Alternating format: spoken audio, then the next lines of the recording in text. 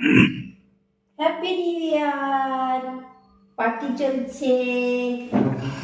এই যে গিফট পেয়েছি, আমার সব থেকে প্রিয় গিফট আমার প্রিয় মানুষ দিয়েছে। আমার যেটা সব থেকে ভালো লাগে।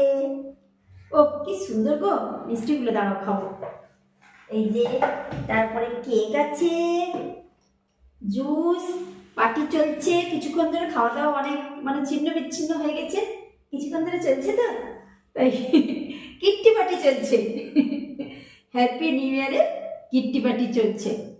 তো ঠান্ডা ভীষণ, পার্টির সময় এখন চলছে। তো আপনারা কি কে কি কেমন ভাবে পার্টি করছেন?